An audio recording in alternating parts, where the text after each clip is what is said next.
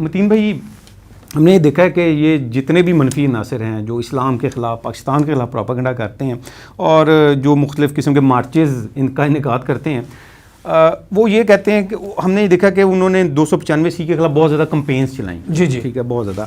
اس میں یہ بتائیں کہ ابھی جب سے یہ قانون بنا ہے اب تک اس قانون کے تحت سزا دی گئی کسی کو؟ سزا پہ امپلیمنٹ کیا گیا ہے 295 پہ؟ دیکھیں حسن بھائی، یہ بڑی ایک تلخ حقیقت ہے.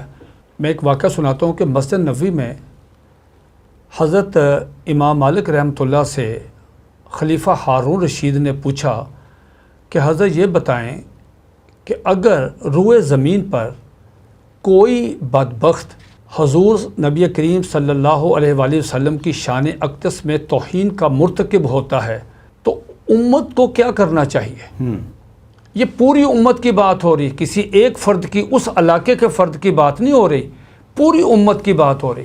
تو حضرت امام مالک رحمۃ اللہ جو ہیں وہ مطلب ایک اچانک ایک جیسے شوق ان کو ہوتا ہے، وہ حیران ہوئے، اس سوال کو سن کے بڑے پریشان ہوئے اور بڑے تحمل کے ساتھ اسے جواب دیا کہ خلیفہ، پوری امت کو اس کا بدلہ لینا چاہیے. ہارون رشید نے کہا حضرت اگر امت بدلہ نہ لے سکے تو حسن بھائی، حضرت امام مالک رحمۃ اللہ نے فرمایا کہ امت کو زندہ رہنے کا کوئی حق حاصل نہیں، امت کو مر جانا چاہیے.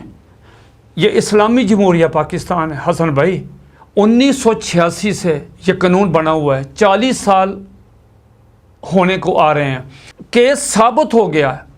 اگر کوئی شخص چاہے مسلمان ہے چاہے نان مسلم ہے، مسلمانوں پہ زیادہ کیسز ہیں، ان پہ نبی کریم علیہ الصلوۃ والسلام کی شان اقدس میں توہین کا کیس ثابت ہوتا ہے. وہ کیوں توہین کرتے ہیں؟ امریکہ کا ویزا، یورپی ممالک کا ویزا، خوبصورت رشتہ، پیسے.